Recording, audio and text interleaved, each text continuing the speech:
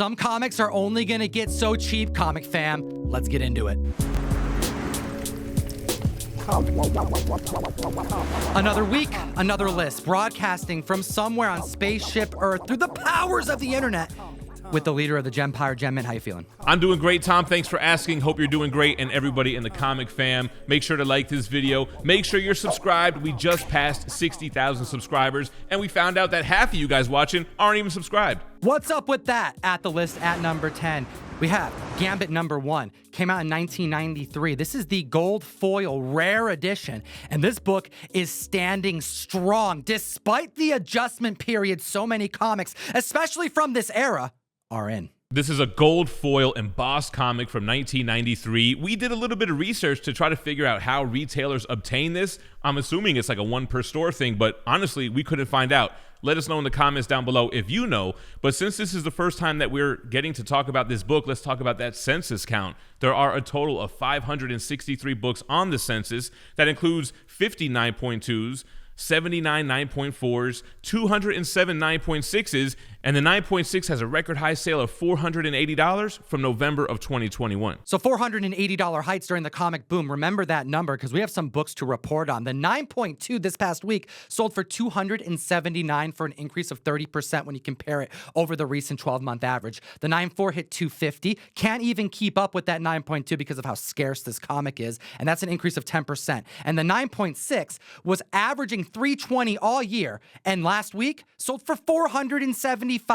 That is $5 down from its height for an increase of 48% when you compare it to that average. The 9.8 telling a similar story, selling for $1,000, 15% above its 12-month average, and just $100 shy of its all-time record high from April of 2021. Channing Tatum rumors are still circulating that he's going to portray Gambit in the upcoming Deadpool 3, which is still on hiatus because of the writer's strike. The only new news we have is that there are rumors persisting that he's going to portray a comic-accurate version of Gambit. I can't help but think it has less to do about Deadpool 3 and more to do about the fact that this book is so scarce and wanted in the comic fam. You're not getting away with any spine ticks on that embossed cover, and it's kind of funny that it's the 90s book that's holding value due to scarcity. Moving on to number 9 on the list, we got a Silver Age book, Captain America 110, the first appearance of Madam Hydra. Use code TOM101 on the best comic app in existence to not only support the show, but you're going to support your own comic book hunt, collecting, and knowledge. It is filled with a vast catalog of every comic book that you not only need to know, but that you may have. They recently did an update of over 400,000 comic books, so not only can you catalog your entire collection, you can get suggested pricing and approximate value of the whole collection. And speaking of which, what's that smell? You're smelling Steranko, baby. And even though Madam Hydra later becomes Viper and is part of the Serpent Society on and off, and it could be tied into the Captain America 4 spec, it's probably more so that those Steranko covers are selling. A living legend from the Silver Age that's still killing it to this day. You can see him at conventions. And he didn't just make a mark on comics during his time on runs like Captain America and Nick Fury, Strange Tales, etc.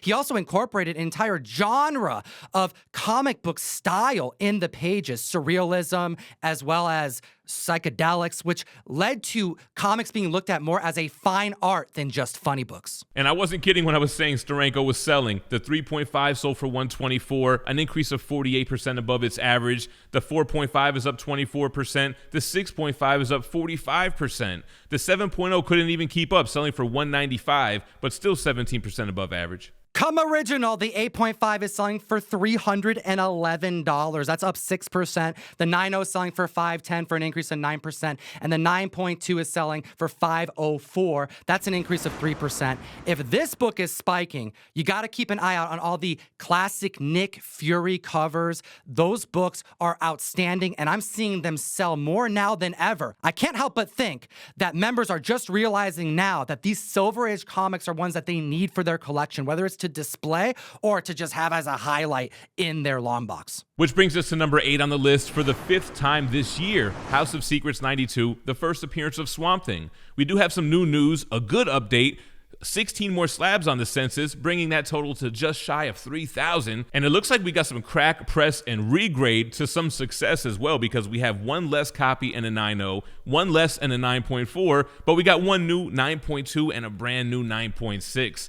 Check out this week's sales. A 3.5 selling for $868, 8% above average. The 4.5 is up 6%. The 6.5 is up 3%. And the 8.0 sold for $3,360, 4% above average. We assumed because Swamp Thing was last on the list that James Gunn was going to be bringing to the screen that this would be the one that's going to take the most time to come out. But there's already a director attached, James Mangold, and he has been saying a bunch about the creation of this movie as well as what we can expect, specifically to the rejoice of comic fans. To me, the idea of making kind of almost a kind of noir mystery horror film about a guy who wakes up and he's this thing, and there's an amnesiac quality of like, how did I get here and who did this to me?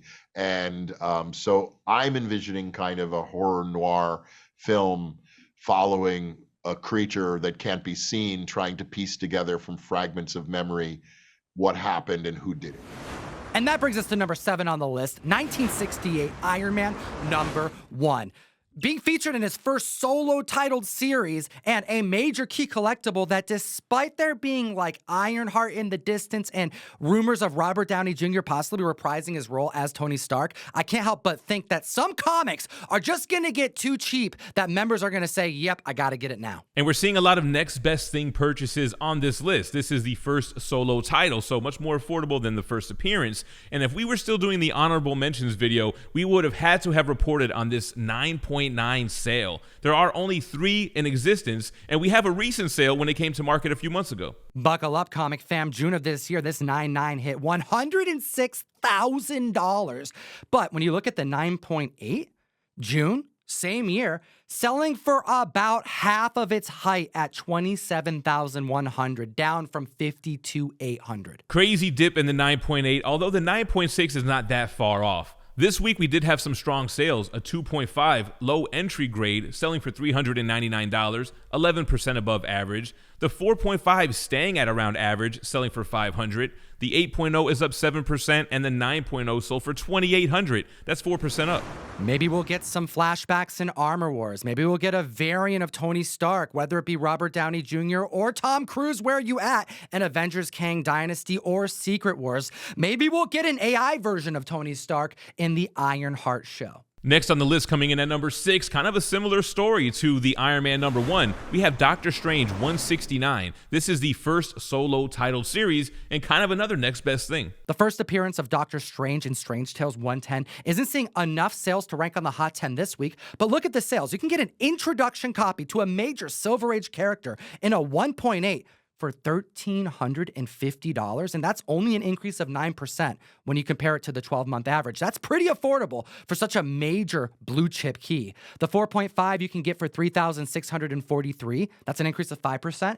And a 6.0 mid-grade copy you can get for $5,280. That's an increase of 10%. This book is affordable, and I think it's selling because of it, which is probably why we're seeing Doctor Strange 169 make the list this week. The 5.5 is up 4%. The 8.0 is up 9%. The 8.5 up 18%. And then we have the 9.2, which sold for $1,438, 11% above average. Now, I did start to hear rumors of the third Doctor Strange movie and how it could tie in with Incursions and Secret Wars, but nothing really confirmed yet. Another example of, yeah, it's kind of loose spec, but we're talking about a book that at a 9.2 was selling for $2,000 that you can get for under $1,500 right now. Some members of our community are going to look at prices like this and just make a decision. This book ain't going to go down that much, especially in high grade. Case in point with number 5 on the list, again, we have Uncanny XMen issue 101, Jean Grey becoming the Phoenix. This story has been rehashed in the comics countless times. We've already seen it in animations multiple times, and it's already been on the big screen in live action 2 different times. This book is only going to get so cheap. It's a major classic Chris Claremont key, and we have the numbers to prove it. The 3.5 is selling for $242, up 12%. The 4.5 is selling for $290, 1% up. The 7.0 is up 19%. The 7.5 is up 5%. The 8.5 is up 17%. What's going on with this book? The 9.2 is up 1%. The 9.4 sold for $12.67 for an increase of 13%. Let me know in the comment section below, why do you think this book is spiking? Is it because of X-Men spec long term? Because how long are we going to have to wait to see this story relevant again. Yeah, I think we may see some type of cameo or poking fun at this in Deadpool 3, but is that the reason why this is selling so aggressively? And collectors are submitting it. 22 more copies since this was on the Hot 10 just last week, bringing that total up to 6,619. And we even got 2 new 9.6 registered on the census. Congratulations to those comic fan members. While we chat about number 4 on the list, didn't see this book coming out of freaking nowhere. Just kidding. Yeah. No surprise this book is on the list, but we do have a nice little quote from the director. Before we get to that, join me next week on Whatnot, Friday the 22nd, for my birthday stream. I'm going to be doing so many giveaways, including this ASM 300 graded at a 7.5. We're going to be doing sudden death CGC as well as a ton of other giveaways. Join me on the app, link in the description, and let's get back to the list. Director Sean Levy spoke to Deadline and provided this update to the movie. Our movie is raw, audacious, very much R-rated, and we went to great lengths to not shoot this on sound stages with digital environments. We wanted something that felt grounded, real. You put Hugh Jackman and his most iconic character along Ryan Reynolds and his most iconic character. It's more of a descendant of Midnight Run and 48 Hours and Planes, Trains, and Automobiles more than it's a descendant of Airplane. The 9.0 is hitting 415 for an increase of 17%. The 9.2 is up 3%. The 9.4 is up 7%. And 2 copies at a 9.6 outsold the 12-month average, selling for $620 at its height for an increase of 7%. And the 9.8 did the same. 2 copies outselling the average for an increase of 18%, where it was selling for around $1,500 all year, now selling for $1,800. Which brings us to number 3 on the list, and this is why I like to point out when a book has multiple things going for it. Ultimate Fallout 4, the first appearance of Miles Morales. We don't know when Beyond the Spider-Verse is coming out. We don't know what's going on with the live-action version, but we do know we have Miles Morales in the upcoming Spider-Man 2 video game. Let me know in the comment section below if you played the PS4 Spider-Man game, because it was only sectioned off to being able to adventure in Manhattan, and you only played as Peter Parker. But in this upcoming game, you're going to be switching off between Peter and Miles, and they're expanding it to like the boroughs, you know? You're gonna be able to visit Queens and Brooklyn. Yeah, so not only Manhattan this time, you're able to visit the boroughs where both Peter and Miles are from. I'm definitely looking forward to playing it, and collectors might be looking forward to Miles as well, considering these sales. The 7.0 selling for $400, 17% above average. The 8.5 up 29%. The 9.0 selling for $560, puts it 20% above average. The 9.2 is up 5%, and the 9.6 is selling for about its average at $700. Considering the 9.6 at its heights were selling for like over $2,000 back in 2021, I can't help but think that now may be the time to scoop up a Miles Morales major key, especially because of the massive increase in census count that's going up every single week, it feels like. 21 new copies have been added to the census, and 8 of which graded at a 9.8. You can get this book at a 9.8, closer to $1,500, which is less than what a 9.6 sold for just 2 years ago. And what a surprise, coming in at number 2 on the list. You knew it was coming, Wolverine number 1. And what's interesting is we're not seeing a lot of Hulk 181 on the list this year, but for 17 consecutive weeks in a row, we see the first solo miniseries. There is a extravagant increase in copies graded in just 7 days. But before we get to that, I want to remind you the best way to support the show is to join the mystery mail call. For the first time ever, if you don't want to subscribe monthly, we now have a buy one box option on comictom101.com. Join the community, support what we do, but also get yourself a Boys Number 1 first appearance of Billy Butcher, first appearance of A-Train, first appearance of Huey, with a Virgin Homelander cover done by none other than Johnny Desjardins. You have until midnight tonight to get your box. Ooh, I like how you could just buy the one box. 41 more slabs on the census since we talked about this just last week, bringing that total to over 21,500. But when you look at how many books are selling, it's obvious to see why this is on the list. A 7.0 up 10%, an 8.0 up 15%, the 9.0 is up 17%, the 9.2 is up 22%, the 9.4 had 3 copies outsell its 12-month average, with the highest being 250. The 9.6 also had 3 copies break the average, with the highest going for 285. That's an increase of 6%. And then we have the 9.8 selling for $698 for an increase of 2%. And then we have a newsstand 9.8. Keep an eye out on that barcode. This is a tough book in a newsstand. That sold for $1,605, where it was selling closer to $1,300 all year for an increase of 24%. When you have so much interest, you have to assume that members who are sending in raw copies to get graded are likely getting them from CGC really quick and then listing them muy rápido. And clearly that's happening because we're seeing so many sales when this book is hot as ever. It makes sense, but I would definitely keep an eye out on this book via auctions versus buy it nows, because we're not going to see this movie for some time. We have no dates whatsoever to discuss, and this book is only getting hotter. I think you can get a deal if you're a little patient. All right, before we get into number one, Tom, Corporate wants to know what the difference is between this week's list and last week's. Comic fam, hit the like and subscribe for that Office reference. That was for at least one person who's watching this video. And let's chat about the number one hottest book in the entire world.